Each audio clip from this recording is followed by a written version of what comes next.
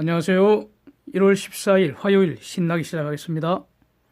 미국 시장 월요일이었죠. 이때는 경제지표 발표도 별로 없고요. 좀 조용한 편입니다. 근데 미국이 중공을 환율 조작국 제외한다는 그 소식이 아마 미중 무역전쟁 긴장감 추가라도 완화한 것으로 보입니다. 그래서 막판에 3대 지수 상승폭을 키운 것 같습니다. 기술주가 상승을 견인해서 다우 83포인트 0.29% 올랐고요. S&P 500 지수 0.7% 오르면서 다시 사상 최고치입니다. 나스닥 1% 올랐고요. 반도체 지수 1.3% 상승, 마이크론 1.38% 올랐습니다. 미 국채 수익률 대체로 다 상승해서 10년물 1.84%이고요. 1월 30일 기준금리 동결 확률 87%, 인상 확률이 13%로 좀 올랐습니다. 달러 지수는 97.09로 강보합이고 원달러가 1154원으로 추가 하락입니다. 원엔 10.5 하락, 위안달러 6.89 하락입니다. 작년에 위안 환율 7위안 돌파하면서 8월 5일 날 미국이 중공을 환율 조작국으로 전격적으로 지정을 했었죠. 그 이후에 달러 지수 위안 그래프 한번 보십시오. 달러 지수 좀 내린 가운데 위안 환율도 최근에 7위안 아래로 안정적인 모습을 보이고 있습니다. 아마 이것이 미국이 중공을 환율 조작국 제외 조치한 그런 배경인 것 같습니다. 앞으로 잘해보자 하는 그런 굿위를 보여준 것 같습니다. 유가는 추가로 크게 하락해서 WTI 58불, 브렌트 64불 선입니다.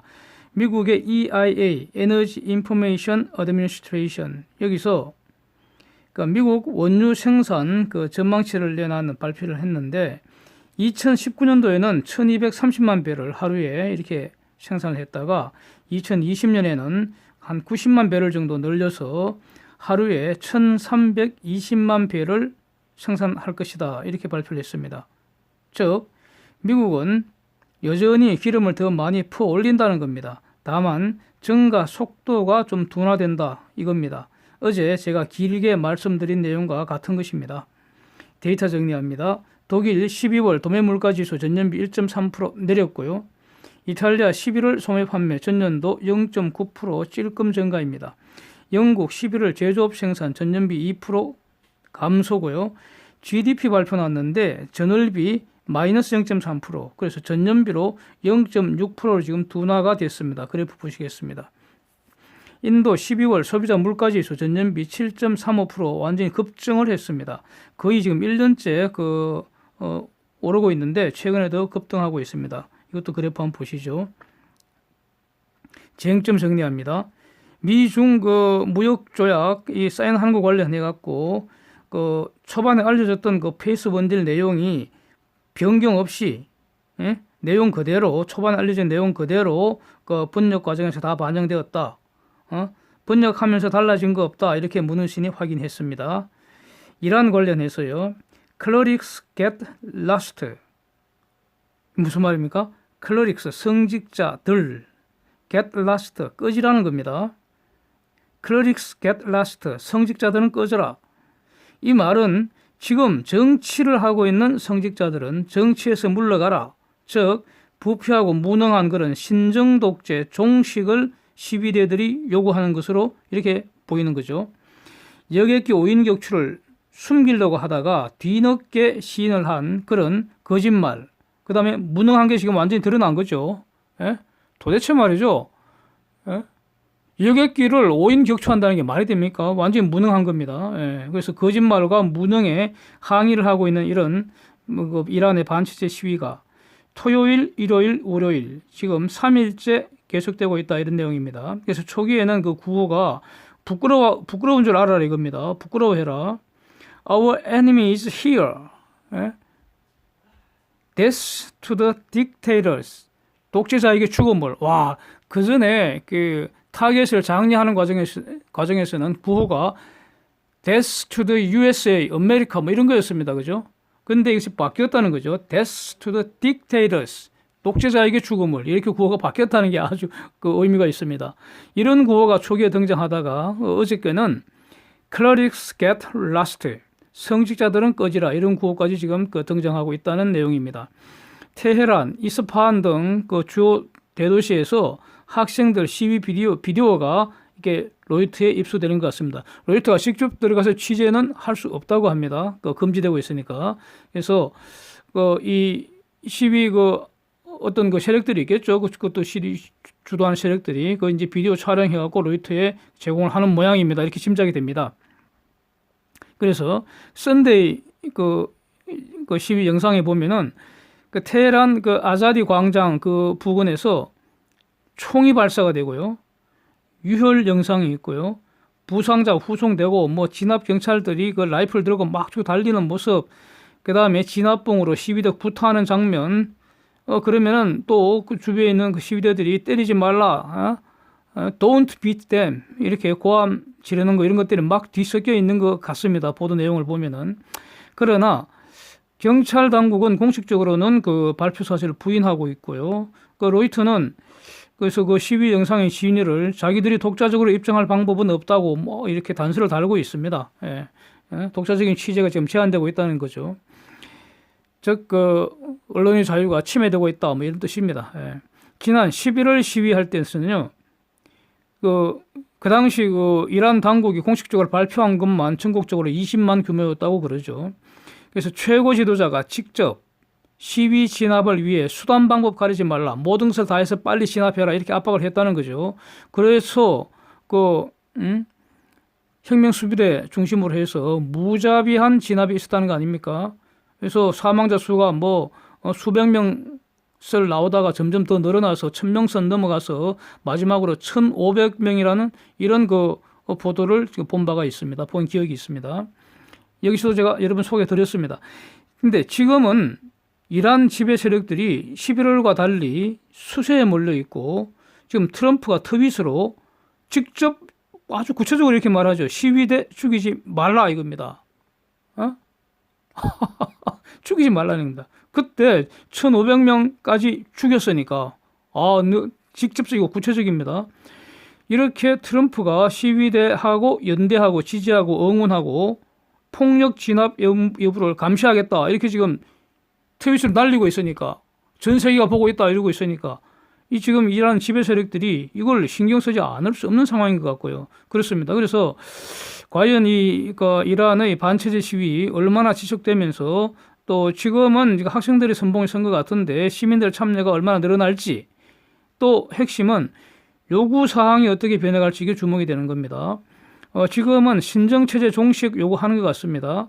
그런데 여기에 더 나아가서 그러니까 하메네이 물러가라 이렇게 요구를 하는 것 같은데 하메네이 물러가는 게 그게 핵심이 아닌 것 같고요. 본질이 아닌 것 같고 당연히 물러가야 되는데 책임이 있으니까 11월 12일 살인 책임자 아닙니까? 예? 살인 책임을 물어야죠. 하메네이한테. 그 다음에 이번 이란 여객기 여객기 5인 추락시킨 거 이것도 하메네이 책임이죠. 예? 혁명수비대 최고 책임자가 하메네이니까. 그래서 물러나는 거 당연한 것 같았는데 그거 물러나서 뭐합니까? 신정체제를 종식시켜야죠. 그 다음에 정치와 종교 분리해야 된다고 봅니다. 그 다음에 이 혁명수비대 해체하고 정규군을 일원화하는 거 이게 저는 꼭 필요하지 않을까 보여집니다. 그래서 과연 이런 구호까지 나올지 이제 주목이 됩니다. 또 이러한 시위가 지속될 것 같은데 이란 당국이 지금의 이란의 지배 세력이 어떻게 대응할지 이런 게 주목된다는 거죠. 혁명 수비대라는 것은 신정 독재를 보위를 하는 그런 무력 수단 아닙니까? 그래서 이란 경제를 실질적으로 다시 장악을 하고 있습니다. 그러니까 완전히 핵심 지배 그룹이죠. 실질적인 군사 독재 구조라는 것이죠. 예. 결국 국가와 국민을 위해 존재하는 것이 아니라 신정 체제와 자신들의 활동 기반을 위한 것으로 보이기 때문에 이 혁명 수비대 계획은 불가피하지 않을까 이렇게 이제 예상을 해봅니다. 예. 앞으로 관전 포인트라는 거죠. 이란이 이라크에 있는 미군 공군기지에 미사일 반격을 개시한 지 딱 5분 만에 스위스 대사관을 통해서 트럼프한테 이란 보복은 요것으로 끝나니까 미군이 이란한테 다시 군사 반격하지 말아달라 이렇게 살살 비는 그런 취지를 전해왔다는 사실을 미국이 까버렸습니다. 공개를 해버렸습니다. 그러니까 짜고 치는 고소답은 아닌 것 같고요. 이란이 일방적으로 이렇게 메시지 전달해 온 걸 보고 트럼프가 이란이 물러나는구나 이렇게 판단하고 군사 공격 대신에 경제 제재로 이제 돌아섰다 이런 취지입니다. 1980년에 미국과 이란 간의 국교 단절 이후에 스위스가 미국과 이란 간의 핫라인 그 창구 역할을 해오고 있다는 거죠. 그래서 여기서 이란 당국 이중적 태도가 적나라하게 드러난 것 같습니다. 국민과 세상 앞에서는 더 센 추가 보복 공격 이어진다 이렇게 뻥을 치고는 그게 다 거짓말이었으면 지금 드러나는 순간 아니겠습니까? 결국은 이란의 그 지금 지배 세력들도 미군 전면 공격받으면 체제 무너진다. 즉 자신들이 몰락한다. 이 사실을 가장 잘 알고 있고요. 결국 그것 때문에 무서워서 부들부들 떨고 있었다는 거 아니겠습니까? 이거 까고 보면 그런 거 아닙니까? 그래서 그러니까 이란 일부 적지 않은 즉 다수 국민들 그러니까 맹목적 신앙 이거는 하나님과 아무 관계가 없고요. 그러니까 자신들의 잘못된 의견일 뿐인 거죠. 심하게 말하면 개 짖는 소리하고 다를 바가 없다고 봅니다. 결국 그런 맹신적인 국민들, 바보 같은 국민들 선동하는 수단으로 이 종교와 반미를 활용하고 있는 것으로 이렇게 평가하는 것이 맞을 것 같습니다. 그런데 젊은 학생들은 그게 통할 수가 없죠. 그래서 이란 학생들의 시위 구호가 우리의 적은 미국이 아니라 바로 여기에 있다. Our enemy is here. 아주 흥미롭잖아요. 우리의 적은 미국이라고 저것들이 지금 거짓말하고 있다. 이렇게 지금 주장을 하고 있다는 겁니다. 이것이 맞지 않겠습니까? 레바논 등의 그 친이란계 시아파 민병대 조직들은 그러니까 장기적인 미국에 대한 보복 공격을 선언을 하고 있죠. 얘들은 이게 자기들 먹고 사는 수단인 것 같습니다. 이렇게 하면 누가 돈을 주겠죠. 산발적으로 미군 기지에 로켓 발사를 하고 있는데 이런 것으로 이란을 구할 수 있겠습니까? 불가능하다고 봅니다. 이란은 지금 경제 제재 가중되고 있고요. 그에 따라서 경제 상황은 완전히 자유낙하하듯이 악화되고 있습니다. 그래서 그 다음에 지금 다시 동력을 얻고 있는 그런 반체제 시위 이렇게 막을 수 없을 것으로 저는 일단은 예상이 됩니다. 영국, 프랑스, 독일은 이란의 핵 합의 완전한 준수를 다시 요구를 하고 있습니다. 그런데 이란이 듣지 않으면 결국 EU 차원의 제재 부활하는 그런 명분 축적용이 아닌가 이렇게 보여집니다.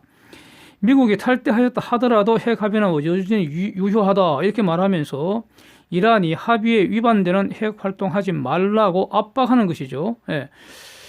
그러면서 정작 영국, 프랑스, 독일 이 세 개 나라도 결국 미국 눈치 보느라고 이란의 기름을 지금 사지 못하고 있지 않습니까? 그렇다면은 핵 합의는 사실상 끝난 것으로 봐야 하고요. 2015년 제20 효의에 이건 사실상 끝난 것으로 봐야 할 것 같고요. 그러니까 이란은 제재 해제를 압박하는 수단으로 핵 활동한다 이렇게 카드를 제시하는 것은 이렇게 보이잖아요. 그런데 이거는 이란의 이런 말은 본질은 핵으로 협박하는 거 아니겠습니까? 근데 이게 먹히겠습니까? 불가능하죠. 그렇게 보입니다. 오히려 제재를 강화하는 구실이 될 뿐입니다. 그래서 제재를 해제하는 길은 핵 협상을 진지하게 재개하는 것이 그것밖에 없는 것으로 보이고요. 실질적으로는 핵 야망을 포기하는 것이죠. 진정으로 확산 금지 이 원칙을 미국과 함께 세계와 함께 실천하는 것이라고 봅니다. 자, 근데 그렇게 하기 위해서는 지금 지배 세력은 안 할 것 같죠. 그러니까 리짐 체인지 해버리고 다른 사람으로 바꿔야죠. 진정으로 확산 금지 원칙을 실현할 수 있는 그 세력들을 이란의 새로운 레짐으로 하면 될 거 아닙니까?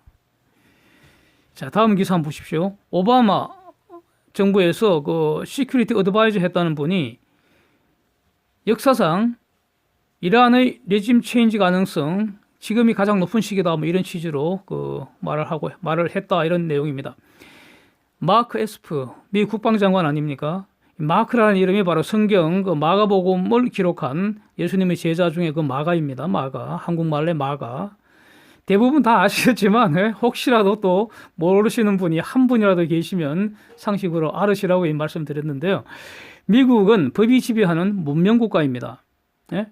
전투 중이 아니라면 사람 함부로 죽일 수 없죠. 오직 재판을 통해서 판결로 죽여야 합니다. 이번에 드럼 공습으로 제거한 사람도 당연히 이 원칙에 적용되는 것입니다. 예. 그런데 과연 드론 공습으로 제거한 것이 합법인가 불법인가 지금 논쟁이 되고 있습니다. 주로 트럼프 반대 진영에서 이제 시비를 삼고 있는 것인데 뭐 이 자체에 문제 제기하는 거는 뭐 나쁘지 않다고 봅니다. 뭐 이런 논쟁은 해야겠죠. 그래서 불법이면은 살인이 되는 것이고요. 그러니까 살인의 책임을 물어야 되는 것이고요. 합법이라는 것은 사람은 죽였지만 죽었잖아요. 타겟은 죽었잖아요. 장례까지 치렀잖아요.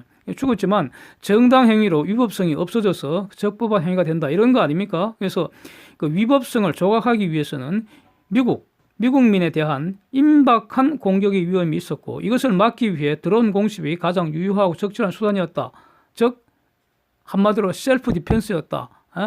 자위권 발동이었다. 뭐 이거를 이제 입증이 돼야 되는 거죠. 어느 정도.